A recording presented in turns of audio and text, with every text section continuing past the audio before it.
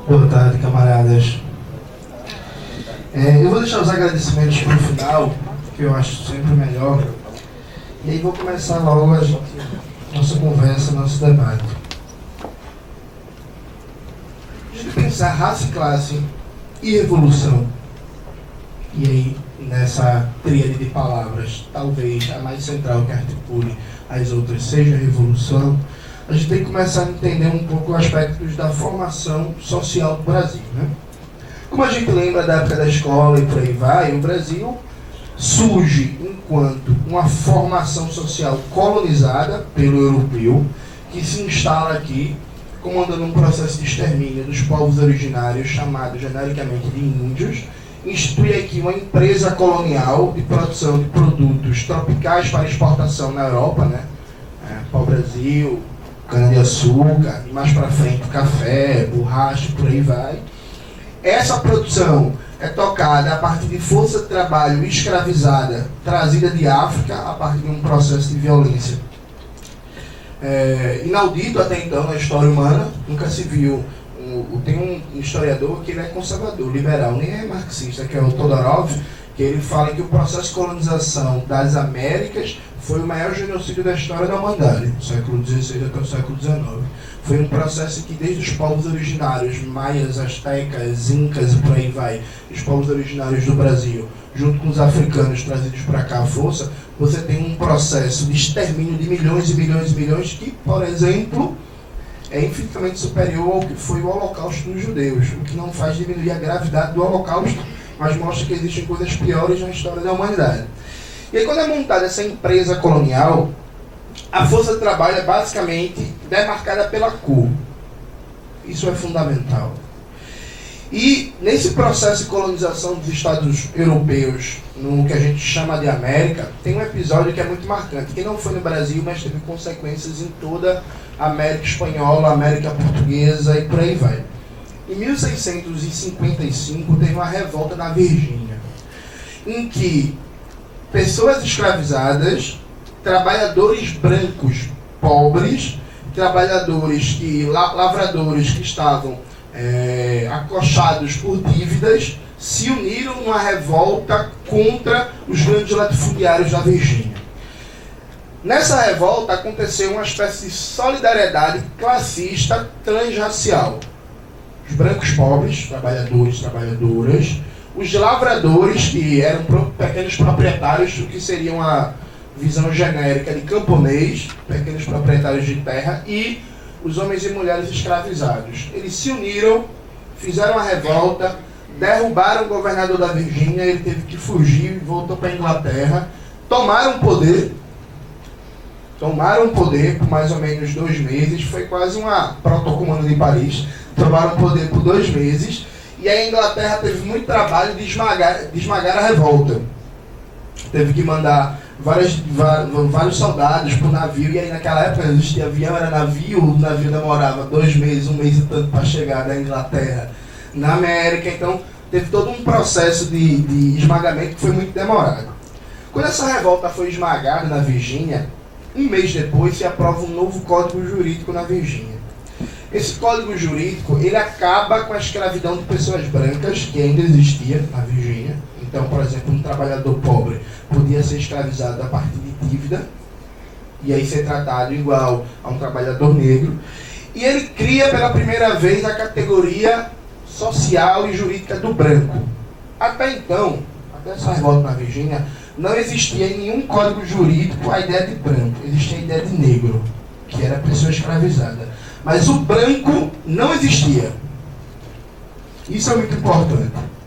Sabia-se quem era branco, quem era negro. E quem não era negro era um simples não ser. A partir dessa revolta, os códigos jurídicos da Virgínia criam a categoria do branco, colocam ele como um sujeito de direito que não pode mais ser escravizado, instituem um processo de código civil burguês, muito antes da Revolução Francesa, que é, a partir de agora, quando você tem dívida, a execução da dívida em caso de não pagamento incide sobre a sua propriedade, mas não pode lhe escravizar. Que é um avanço frente ao Código Civil da Revolução Burguesa antes, né? Tal. E aí institui, a partir daí, uma solidariedade racial. Porque a partir de então, o branco pobre passa a ter um status social e jurídico a despeito da sua classe frente à população negra escravizada. Porque agora ele não pode mais ser escravizado, agora ele é tratado como um sujeito de direito, agora ele é tratado como um cidadão, no sentido burguês moderno da palavra cidadão, e agora, frente ao negro, ele passa a receber certos privilégios que antes ele não tinha. Por exemplo, um grande latifundiário, se matasse o seu escravo, ele não era preso. Era considerado um crime. A partir de agora, todo branco, fosse proprietário de escravos ou não, que cometesse uma violência contra uma pessoa negra, não era mais, por exemplo, julgada.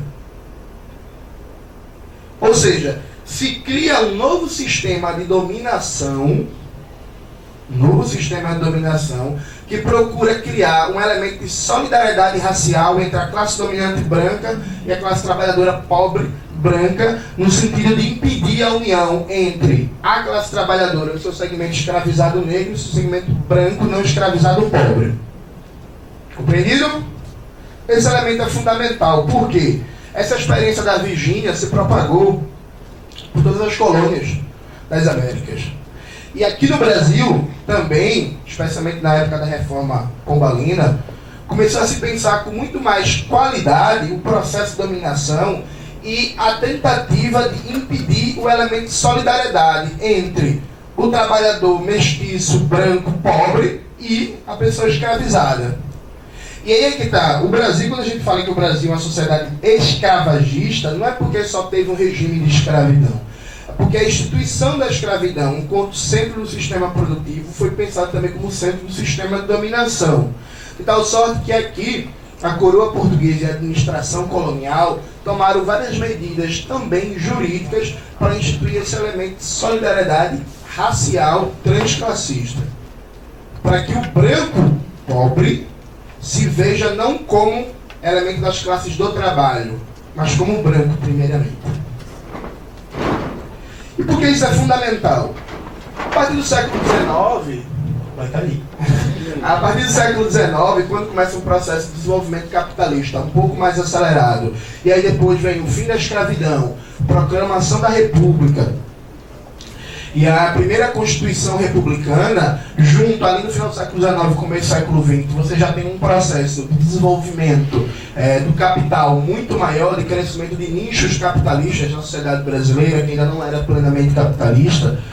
Esse processo de fim da escravidão fez com que a classe dominante brasileira fez um negócio muito esperto, especialmente o senador, toda vez eu esqueço o nome dele, Vergueiros de alguma coisa.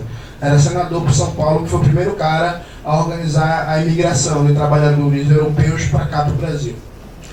Tinha rolado a Revolução no Haiti, em que os homens e mulheres escravizados tomaram poder, mataram os proprietários brancos, latifundiários, instituíram a primeira República Negra da história e acabaram com a escravidão. E aí a classe dominante brasileira, a elite colonial brasileira, ela tinha um medo danado do que se chamava de haitianização do Brasil. Até a Revolução Russa de 17, o grande medo da classe dominante era o Haiti. Aí depois, com a Revolução Russa, o grande medo virou os comunistas, e a gente tomou o lugar do Haiti. Tanto que, inclusive, a polícia brasileira foi criada quando a família real veio para o Brasil, e tem uma matéria do jornal Carioca que cobra a criação da polícia, e ele fala que precisamos criar uma polícia que a eles, os escravos, incutem medo e a nós segurança, para não corrermos o risco de acontecer no Brasil o que aconteceu no Haiti. Essa é uma antecedente da Polícia Militar Brasileira. Inclusive, o brasão da PM do Rio de Janeiro é o mesmo da época do Brasil Colônia, com a família imperial, quando veio para cá. Então a polícia brasileira, uma antecedente dela, foi criada para impedir que acontecesse no Brasil o que aconteceu no Haiti, uma revolução de pessoas escravizadas. E aí a classe dominante brasileira percebe o seguinte, a gente não pode permitir que aqui aconteça uma solidariedade de classe transracial. Então, incorpora plenamente o discurso da supremacia branca, né, o discurso do racismo científico, que estava fazendo muito sucesso na Europa na época, de que o negro é inferior porque o crânio dele é menor, porque a gente mediu o crânio, e o cérebro é menor, porque a gente tirou um pedaço do cérebro, ele viu que na parte esquerda do cérebro do negro, o cérebro é um pouco mais para baixo, e aí ele pensa menos, tem menos memória e tal. Todo aquele discurso de supremacia racial. Importa uma porrada de trabalhadores brancos da Europa, né, da Itália, da Alemanha, da Polônia e por aí vai. Cria um discurso oficial, porque veja, isso é um discurso oficial do Estado brasileiro, é um bagulho que os presidentes, por exemplo, da República, que a gente chama de República Velha, diziam, que é, o Brasil é um país atrasado porque é um país mestiço. Um país mestiço, aqui não é um país branco, aqui teve muito preto, muito índio, ou então o Brasil é um país atrasado porque é um país tropical, e povos do clima tropical são necessariamente povos indolentes, preguiçosos, e não conseguem produzir muita riqueza. Esse foi o discurso oficial do Estado brasileiro até 1930, quando Getúlio Vargas sobe ao poder. Então veja, se cria um discurso de estigmatização da nação brasileira a partir do seu caráter negro e indígena, nesse caso um caráter não branco, traz um contingente gigantesco de força de trabalho branca da Europa, se faculta para essa força de trabalho branca da Europa possibilidades de mobilidade social que a população trabalhadora negra não teve. Então, por exemplo, no Rio Grande do Sul, os programas de imigração davam direito de acesso à terra. Então, se formou no Rio Grande do Sul uma comunidade de pequenos lavradores, o que seria mais próximo de camponeses, com acesso à terra, com capacidade de prosperar financeiramente, que a população negra não teve. Assim como em São Paulo, várias famílias que hoje são de classe média são descendentes europeus que vieram para cá no século XIX e tiveram possibilidades de mobilidade social que a população negra não teve.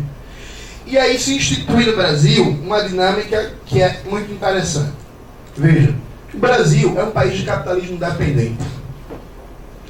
E essa palavra significa muito.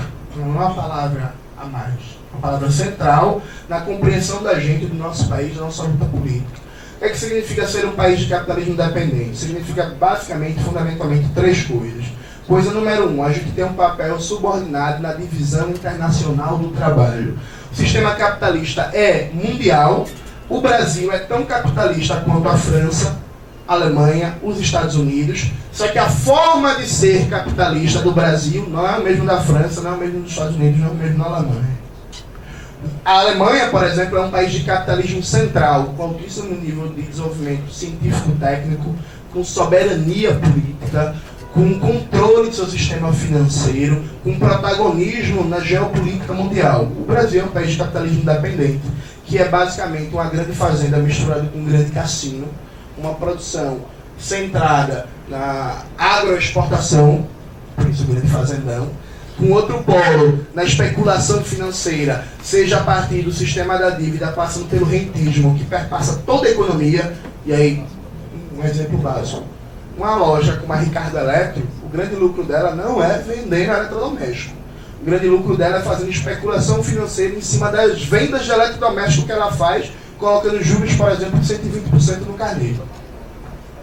Então é toda uma economia voltada para a especulação financeira e para a produção agropecuária sem ciência e tecnologia desenvolvida, sem domínio científico-técnico, sem controle da sua moeda, sem controle dos fluxos financeiros, sem controle dos seus recursos naturais. O Brasil já é o terceiro país do mundo com mais terras na mão de estrangeiros. A gente só perde para a Rússia e para a Uganda, por exemplo. Os poços do pré-sal do Brasil estão quase todos nas mãos de multinacionais, da Noruega, da Inglaterra, da Holanda, da China e por aí vai. O sistema elétrico brasileiro, obra inclusive do governo Dilma, está quase todo na mão de empresas chinesas. E por aí vai.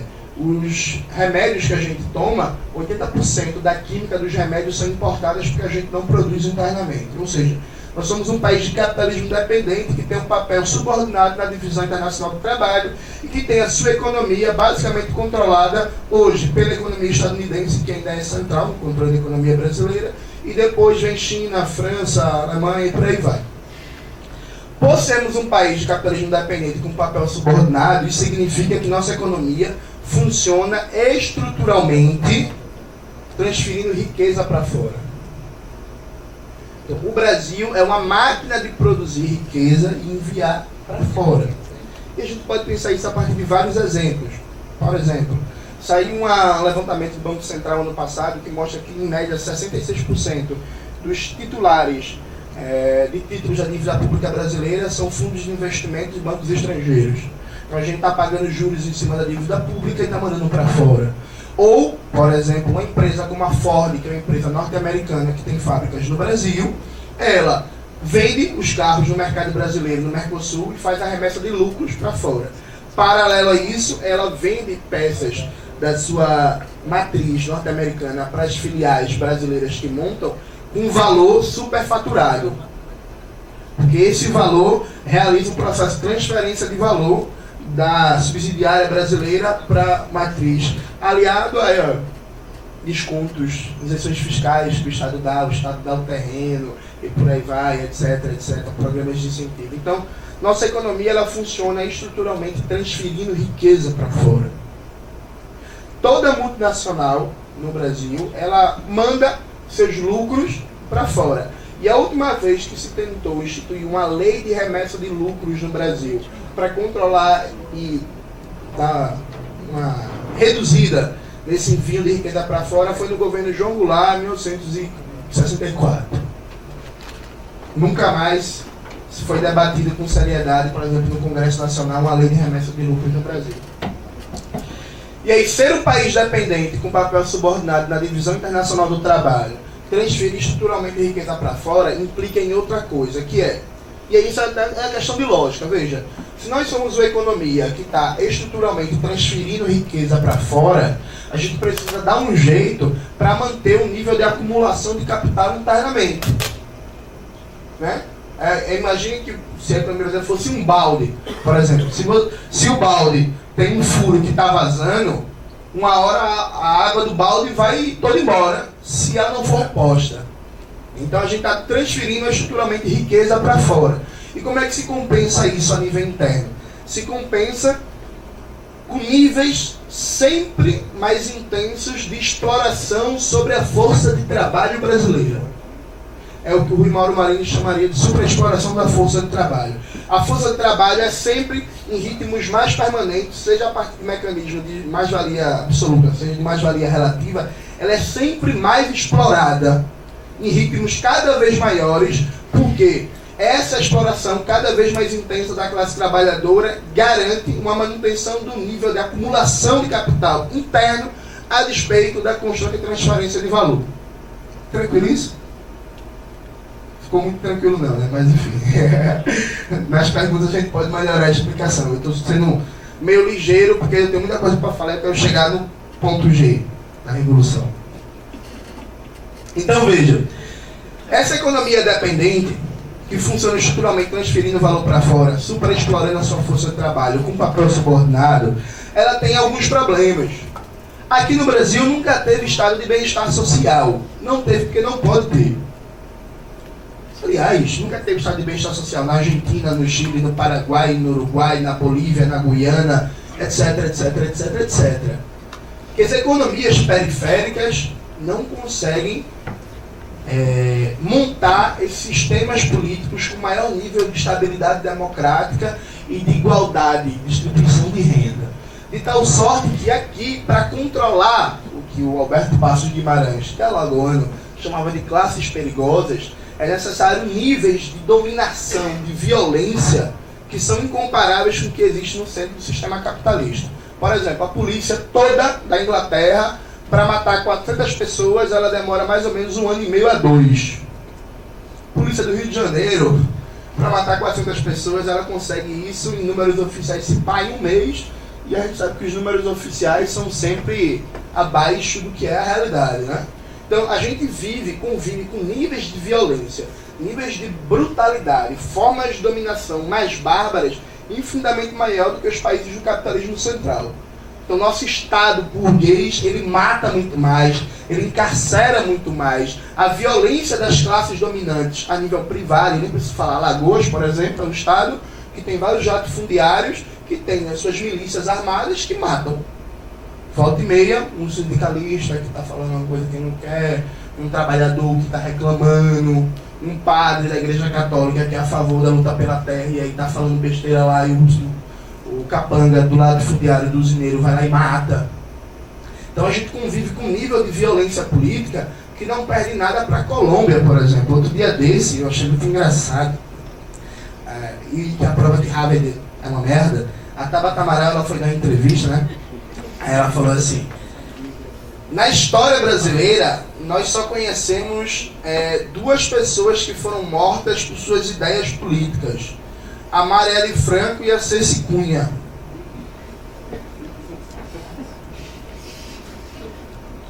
Na minha dissertação de mestrado eu trabalhei em um dado que está incompleto, mas enfim, é a base de dados que eu consegui, que da Constituição de 88 até 2016, 1.865 militantes políticos foram assassinados no Brasil.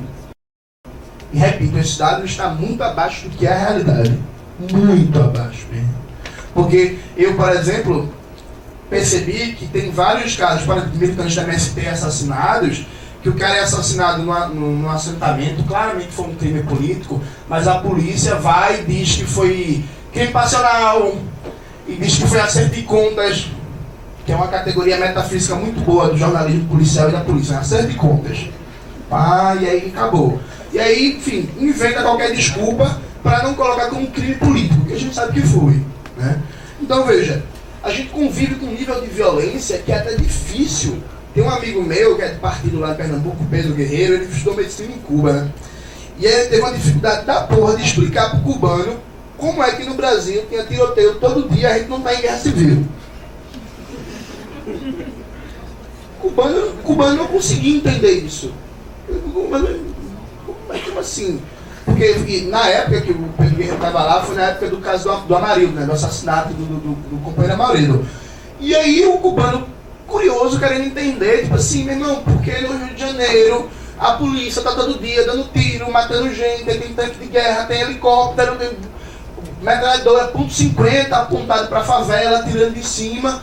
Você não está em guerra civil. E o Pedro foi tentar explicar para ele um conceito, que não é nem um conceito, é mais uma ideologia de funcionamento, na realidade, da violência urbana, do enfrentamento à violência, que é o que eles usam para justificar isso. E o cubano não conseguia entender.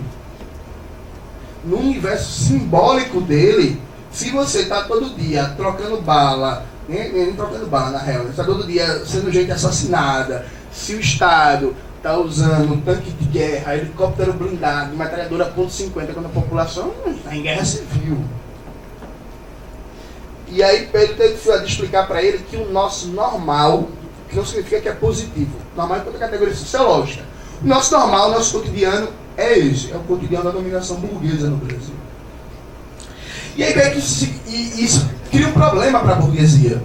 Porque veja, o capitalismo existe se legitimando a partir de um discurso democrático, né? Do Estado de Direito, estamos aqui um advogado, ele aprende isso na universidade, né? Do Estado de Direito, da Constituição, do respeito às leis, do positivismo jurídico, do Hans Kelsen, esse negócio todinho. Ele aprende na faculdade, a gente aprende que existe uma democracia, que a gente vota, que é bonito, que a gente escolhe os governantes, que a gente escolhe as políticas, que a política funciona de acordo com a lei, que tudo funciona de acordo com a lei, e que é um país democrático, né? Ela tem oportunidade para todos, e se você é pobre é porque você não se esforçou o suficiente, porque a meritocracia depende do seu esforço, etc, etc. Como compatibilizar essa ideologia burguesa, republicana, de igualdade? Foi, tá acabando o tempo já? Tá encarando aí, pô. Como compatibilizar essa ideologia burguesa de liberdade, de igualdade, de fraternidade, de democracia, de Estado de Direito, com uma realidade fática em que você tem um Estado, como no Rio de Janeiro, em que a polícia, junto com o governador, está no helicóptero mandando bala e dizendo que tem que acertar na cabecinha, que é isso mesmo, que é bonito, e que não é novidade, viu? É outra coisa muito importante. Desse mesmo eu estava conversando com o Adriano, no dia que eu cheguei aqui, foi quando? Terça-feira? A Adriano estava me falando que ele achou que Paraisópolis foi uma ruptura de uma barreira civilizatória. Eu discordei da Adriana, eu falei, Adriana, em 2007, governo Lula, a polícia do Rio de Janeiro foi lá, matou 17 pessoas, falou que foi troca de tiros, como sempre, né, que é outra coisa que eu brinco, que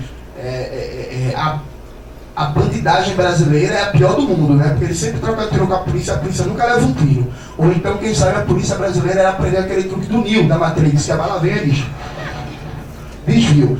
Aí a polícia vai e mata 17 pessoas, perguntaram pro Lula o que ele achava disso, o Lula falou, companheiro, não se responde bandido com flores. Legitimou o assassinato de 17 pessoas. Então, assim, esse discurso oficial não é novidade. Na nova República Brasileira, da Constituição de 88 até hoje, o único líder político que pode dizer que tentou fazer uma política de segurança diferente é Leonel de Moura Brizola, quando foi governador do Rio de Janeiro.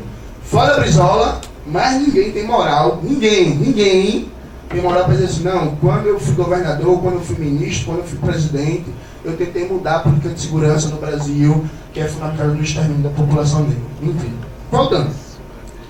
E aí, veja, é preciso uma forma de legitimar tudo isso, justificar tudo isso e fazer esse encontro entre a realidade de genocídio da população negra trabalhadora, a realidade de violência onipresente, de violência no campo, de violência nas favelas, de violência nos morros, de perseguição a sindicalistas, de perseguição a movimento estudantil, de perseguição a militantes, a jornalistas, a ativistas dos direitos humanos.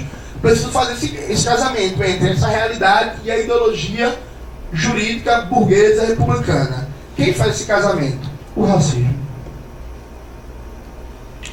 E aí esse ponto é muito importante. Tem um documentário que concorreu ao Oscar, que é o Democracia em Vertigem. Documentário que as pessoas gostaram, choraram, ficaram emocionadas. A diretora, inclusive, outro dia desse, a gente trocou uma ideia no Instagram, ela falou que assiste meu canal, falou que gosta e tal. Muito gente boa, inclusive, a Petra, muito simpática. Mas o documentário ele tem um problema. Ele parte de uma concepção de democracia que é assim, a democracia brasileira não era boa, mas estava melhorando. Porém, contudo, todavia, veio um golpe e aí fudeu. Né? Veio o golpe, e aí depois do golpe Bolsonaro, e por aí vai. Qual é o problema dessa concepção? Na visão que se coloca que a democracia brasileira não era boa, mas estava melhorando, durante esse período histórico, foi um período em que a população carcerária mais cresceu na história da República Brasileira. Atenção, esse dado é importante. De 2013 até 2015 foi o período em que a população carcerária mais cresceu na história da República Brasileira. Mais que no período FHC, mais que no período Collor, mais que no período Sarney, mais que no período dos militares, mais que no período JK, mais que no período Vargas, mais que no período Dutra.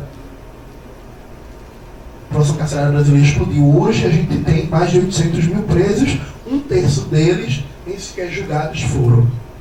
Em prisões provisórias que deveriam ser legais, deveriam ser provisórios, né? Mas, enfim, estão lá presos. Nem preciso dizer a maioria pobres, pretos, favelados, homens entre 18 e 29 anos. Foi o período na história republicana brasileira que a população carcerária mais cresceu. Foi o período que o número de pessoas negras assassinadas pelo Estado cresceu de maneira violenta. Foi o período que o número de mortes no campo também cresceu de maneira assustadora. Especialmente a partir de 2009. 2009 tem um pico. Fosse um gráfico, o negócio faria assim, vinha assim, 2009. Uou! Pessoas assassinadas no campo. Ou seja, se concebe um sistema como democrático a despeito do fato de ter a polícia que mais mata no mundo e ter o terceiro sistema carcerário que mais encarcera no mundo e se pá, pior sistema carcerário do mundo. Se pá, o Brasil tem hoje o pior sistema carcerário do mundo em termos de violação de direitos humanos e tortura. Então, como é que você consegue conceber isso como uma democracia a despeito desses dados? É simples. O racismo é, dentre outras coisas, um sistema de desumanização do ser negro. Então, foi muito bem colocado pela fala que me precedeu, Tainara. O racismo, ele faz com que o ser negro não seja visto como plenamente humano. A partir disso, você consegue fazer com que o nível de convivência entre um processo e um discurso oficial de democracia e o extermínio de 70, 60 mil pessoas não encontre tanta contradição. Porque a gente bem sabe, né? Quando morre alguém com sobrenome alemão, que é o caso, aquele caso da Suzanne von Richthofen. A menina matou os pais, já é um bagulho meio sinistro, matou os pais, como diz no interior, vai correr bicho, né? Porque, enfim, vai correr bicho. Mas assim, o caso ganhou tanta repercussão midiática, tanta coisa assim, porque foi uma família rica com sobrenome, né, alemão, holandês, sei lá que porra é essa. Diariamente, e aí tem um documentário que é perfeito nisso, que é o TV é uma Cebosa, que foi produzido pelo Departamento de Sociologia da UFPE, que ele mostra que, ó, as pessoas da classe trabalhadora negra, geralmente assassinadas, elas são mostradas não como seres humanos, nos programas policiais, como coisas. Então assim, fulano, 15 anos, levou 4 tiros no Ibura. Segundo a família, ele tinha envolvimento com drogas. Bronca, muita bronca. Aí ele vai fazer o comercial, lavar, do lavão, o sabão, que pronto. A pessoa não é tratada como humana. Não se fala da sua história de vida, dos seus sonhos, dos seus hobbies, o que ela gostava, quem ela era amigo de quem, namorava quem, ouvia o que, assistia que filme, sabe? Ela não é humanizada. Ela é uma coisa que foi, passou, e aí próximo caso. Então o racismo ele é um instrumento fundamental que ele dá uma liga ao capitalismo dependente, também a nível de relações de exploração. Porque repare bem, hoje no Brasil, cerca de 90% da força de trabalho brasileira recebe menos que 2 salários mínimos. Eu, quando comecei a trabalhar, com 16 anos, eu fui trabalhar entregando água mineral, né? E nessa época eu não era esse homem alto e forte que eu sou hoje, né? Eu tinha só 1,50 m, eu era pequenininho, tinha uns 48 quilos. E eu trabalhava no sol da desgraça, entregando água mineral, né? Com 5, 6 garrafões na bicicleta, e os garrafões pesavam bem mais do que eu, né? E aí, na época, o salário mínimo era mais ou menos R$600, eu trabalhava para ganhar R$250 por mês. Que é mais ou menos 1/3 do salário mínimo, na época. E eu trabalhava 8 horas por dia. Carregando um peso da desgraça horrível. Tendo que lidar com a classe média racista. Foi aí que eu peguei um ranço, um ódio intenso. E queria só ser leninista, mas aí tem essa coisa da vingança stalinista, tá me puxando. Brincadeira. E aí, repare, o fato de eu estar trabalhando, um adolescente, 16 anos de idade, novinho, já cara mesmo de adolescente. O fato de um adolescente de 16 anos estar numa bicicleta, trabalhando 8 horas por dia, carregando um peso equivalente a 115, 120 quilos, que é o dobro do seu peso, e isso não chocar ninguém, porque isso nunca chocou, veja, nunca chegou ninguém dos que eu entregava água mineral para perguntar assim: meu filho, você não deveria estar estudando, não? Hoje eu consigo pensar isso teoricamente de maneira muito evidente, assim. Eu passei 1 ano entregando água mineral, um adolescente em idade escolar, que deveria estar o quê? 16 anos é primeiro e segundo ano, né, mais ou menos. Idade escolar deveria estar ali no ensino médio, e eu estava estudando à noite, né? Mas nunca chegou ninguém para dizer assim: meu filho, essa hora você trabalhando, tão jovem, você não está na escola não? Você está estudando? Como é que está? Nunca. Ou seja, o processo de trabalho precário do qual eu estou submetido é legitimado a partir de ideologia racista. E as pessoas que eu entreguei água mineral, eu tenho certeza que grande parte delas são bons pais, boas mães, pessoas que são consideradas pessoas de bem, católicos, evangélicos, pessoas tementes a Deus. Alguma delas talvez seja até militante, faça uma caridade, leve uma sopa para os pobres ali numa praça e tal. Mas a subjetividade montada pelo racismo faz com que ela não visse problema naquela cena. Assim como o Brasil, enquanto país, não vê problema o fato de 6 milhões de mulheres, majoritariamente negras, ganharem a vida como trabalhadores domésticos. Assim como o racismo faz com que não seja um problema o fato de existir de 7 a 9 milhões, aí está dando certo, também de mulheres, também majoritariamente negras, que tentam complementar a renda a partir de Avon, Natura, Jequiti e por aí vai. Que é também um mecanismo de exploração fudido. Percebe? Então, o racismo ele garante um tipo de relação de trabalho, um tipo de relação de produção, que são trabalhos que são péssimos, pagam mal, que são com condições de saúde horríveis. O Brasil é um dos países que mais tem acidentes de trabalho do mundo. Segundo o último levantamento do CAGED, se não me falha a memória, 510 mil acidentes de trabalho todos os anos. E esse número, de novo, está abaixo da realidade. São números que são subnotificados com certeza, assim, absoluta. Assim como nas obras da Copa, o número de trabalhadores da construção civil que morreu, ou o número de trabalhadores que morreu construindo aqueles elefantes brancos, aqueles absurdos lá de Giral, Belo Monte, aquelas porcarias que não servem para absolutamente nada. Inclusive, abre parênteses, informação, saiu um levantamento da Associação dos Engenheiros do Rio de Janeiro, mostrando que Belo Monte e Giral não são sustentáveis porque não tem capacidade de vazão, de gerar os quilowatts necessários para se autofinanciar. Nós estamos vendo, talvez, um dos maiores elefantes brancos da história da República Brasileira, depois da Transamazônica, a merda que os militares fizeram lá. O governo do Lula e Dilma conseguiram, quem sabe, superar os militares. É um grande feito. Então, veja, o racismo, ele é funcional para tudo isso.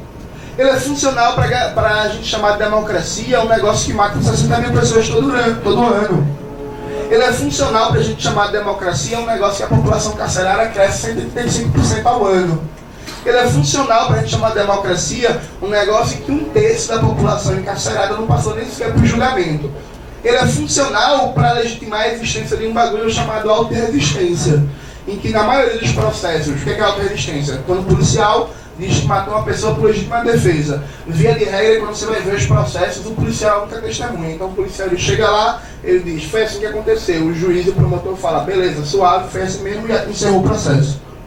Ele é funcional para a gente não ver problema em existir aí uma arquitetura da época do Brasil escravidão, da época do Brasil colônia, do quartinho de empregada que fica lá nos fundos, e a mulher tem que trabalhar de 10 a 14 horas e muitas vezes dormir, né, que ainda existe muito, dormir na casa do patrão, e trabalhar de domingo a domingo, de 7 horas da manhã até 10 horas da noite. O que é que isso significa? Se tudo isso que eu falei estiver correto, e eu acho que está, eu não inventei nada, eu falei basicamente aqui as contribuições de Clóvis Moura e de Rui Mauro Marini, e de Florestan Fernandes também. Se tudo isso que eu falei estiver correto, isso significa que o enfrentamento ao racismo passa por colocar na ordem do dia a Revolução Socialista do Brasil. E aí vou caminhar para a conclusão, já falei quanto tempo? Já falei 40 minutos? Eu estourei o tempo, né? Porra, era para ter avisado, enfim. Eu vou concluir, marca aí 5 minutos, por favor. Veja, por que a Revolução Brasileira? Né? Porque alguém pode pensar assim, porra, Jones, revolução, a gente tá fudido, o Bolsonaro tá eleito, tá numa merda do caralho. Agora não é a hora da frente ampla com o Luciano Huck?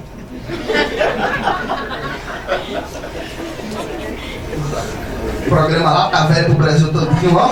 Imagina. Então, eu acho que não. Eu acho que agora não é a hora da frente com o Luciano Huck. Peço desculpas ao meu amigo Flávio Dino, ele gosta da brother do Luciano Huck. Toda semana eles estão juntos. Veja, no Brasil, e esse é um dado que acho que a gente tem que refletir com muita seriedade. No Brasil, nesse mesmo período, que foi o período que a população carcerária brasileira mais cresceu na história da República, que o número de pessoas assassinadas não parou de crescer, foi o período da história brasileira em que mais se aplicou políticas de igualdade racial. Foi o período de criação da CEPIR, Secretaria de Políticas de Igualdade Racial, foi o período de aprovação do Estatuto da Igualdade Racial, foi o período de aprovação da Lei 10.600 e essa mesmo, que institui o ensino de história e cultura africana, afro-brasileira e indígena. Foi o período de instituição da política de cotas nas universidades e concursos públicos. Foi o período em que o discurso de representatividade no seio do Estado burguês mais teve incidência. Então tinha muito secretário, subsecretário de Secretaria de Direitos Humanos de cidades, estados, pessoas negras, oriundas de militância. O Lula, por exemplo, indicou Joaquim Barbosa, além dos méritos jurídicos que ele tem na comunidade dos juristas, também porque ele queria ser o primeiro cara a indicar um jurista negro para o STF, fez uma merda, como toda indicação do PT para o STF foi uma bosta, isso é outro assunto. E enfim, nesse mesmo período, o racismo não se enfraqueceu em nada. Veja, no maior período de aplicação de políticas de igualdade racial na história brasileira, o racismo não se enfraqueceu em nada. E pós esse período vem Bolsonaro. Ou seja, a gente não avançou em nada na compreensão da consciência, da importância da luta antirracista para a maioria do povo brasileiro. Porque se a gente tivesse avançado, o Bolsonaro teria mais dificuldade de ser eleito. Premissa lógica. Se a gente tivesse avançado, o Bolsonaro teria mais dificuldade de ter sido eleito. Então tem um problema aí para a gente pensar. Um problema sério. Tem um problema para a gente pensar que é a CPI foi derrubada sem um traque de massa na rua. Fechou a CPI. Inclusive, quem queria fechar a CPI já era o governo Dilma, viu? Que queria tirar o status de Ministério da CPI, juntar tudo no Ministério da Cidadania, que era o que Temer fez, mas a própria Dilma já queria tirar o status de Ministério da Secretaria de Política de Igualdade Racial. E não teve um traque de massa na rua. O Estatuto da Igualdade Racial, ele foi, na prática, destruído, porque, enfim, não orienta mais muito de política pública, e não teve um traque de massa na rua. Nada. Nada. As políticas de cotas estão sendo desmontadas. E outra coisa, nem precisa desmontar a política de cotas, basta tirar a universidade, tirar o orçamento da universidade. Porque, por exemplo, se você tira a assistência estudantil, as políticas de permanência, você na prática inviabiliza a política de cotas. Acabou. Nem precisa desmontar. Dá muito trabalho, votar no Congresso, não sei o quê. Basta você cortar a verba estudantil. Acabou. O estudante negro ele vai entrar e sai, porque ele tem condições de se manter. Simples assim. Então a gente tem que pensar o que foi feito nesses últimos anos. Foi importante? Foi. Ampliou o debate sobre a questão racial no Brasil? Não tenho dúvidas.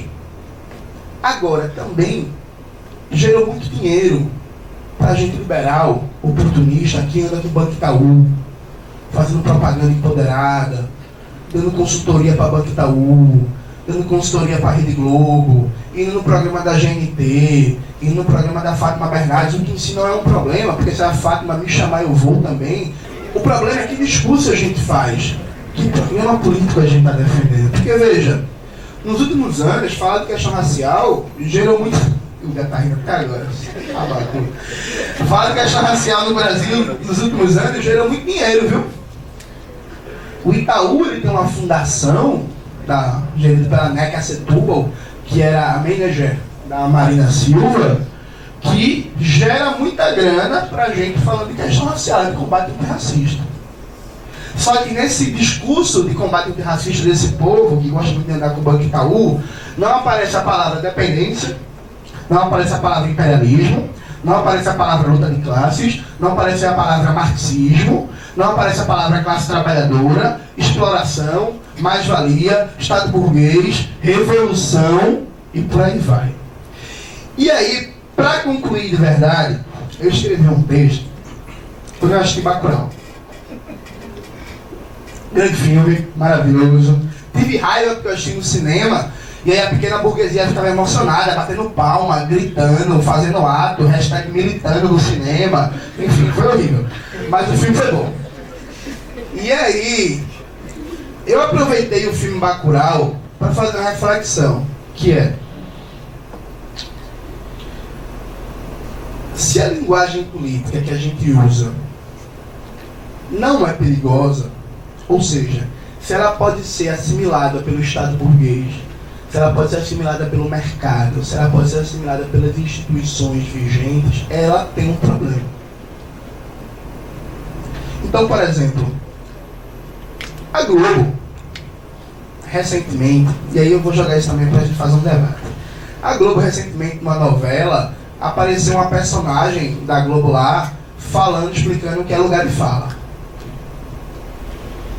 Assim como a Globo na GNT, que é aquele, a GNT é o aparelho ideológico, o aparelho de hegemonia da Globo para difundir liberalismo nos seus movimentos políticos, né? A GNT é um canal militudo a vida todinha. A GNT fala de empoderamento, a GNT fala de representatividade, a GNT fala de igualdade de oportunidades e por aí vai.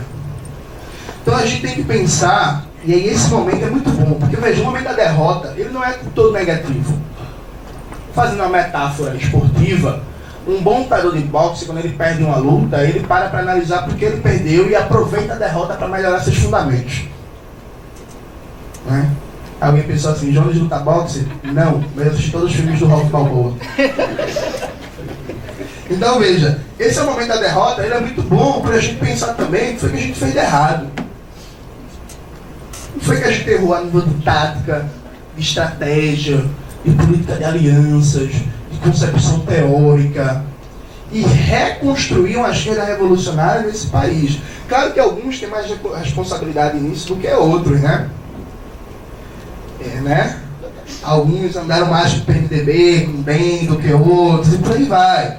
Mas é o momento de geral refletir para a gente pensar concretamente a construção da Revolução Brasileira. Porque, para concluir de verdade, fora de uma luta pela Revolução Brasileira, que vai ser a Revolução Negra, porque a maioria da classe trabalhadora brasileira é negra, porque existe uma centralidade da questão racial na luta de classe brasileira.